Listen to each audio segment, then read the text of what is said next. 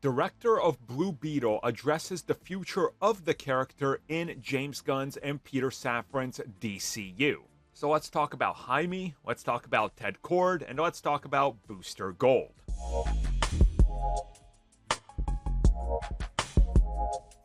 In my opinion, picking up the pieces of where Blue Beetle leaves off and just tossing the character into the DCU and then dealing with Ted Kord and Booster Gold at the same time is all in this film. You perfectly have a way to all connect it to this film and just carry on the story. And it seems like that's what they might actually do. So recently, Angel Manuel Soto, who is the director of the film, was talking about this character moving forward.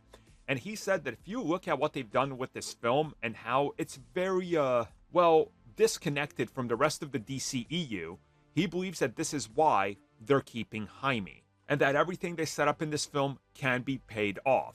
And he said that he's already seen theories and understands, and also as a fan knows, that if we were to toss Booster Gold into the mix, bring in Ted Kord, you suddenly have the comics come to life, and you've already told the necessary backstory that people would need. And he says that if it was up to him, we would see both Ted Kord and Booster Gold sort of team up and be a part of Jaime's future, while also dealing with how these characters might have been connected when Ted Kord was gone.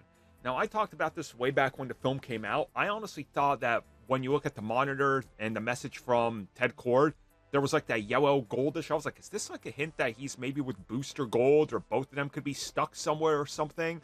To me, that would kind of make sense. So they could honestly play around with this and say that Ted Kord was maybe rescued by Booster Gold, or Booster Gold comes with a message, and then you kind of make this a legacy film, but also deal with both characters. Since we know Booster's getting the project anyway, you could kind of bring these characters in to further expand that universe.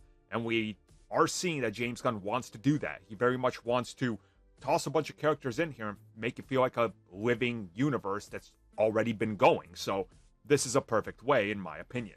But he did say he's not even sure if he's going to be involved with the actual future of Blue Beetle. So for that, we got to wait for James Gunn and see what he's going to do. I honestly hope that there is a future for him. It's like the only DC film I've enjoyed since The Batman. So hopefully, because the character is good and the film was good. So let's just keep our fingers crossed.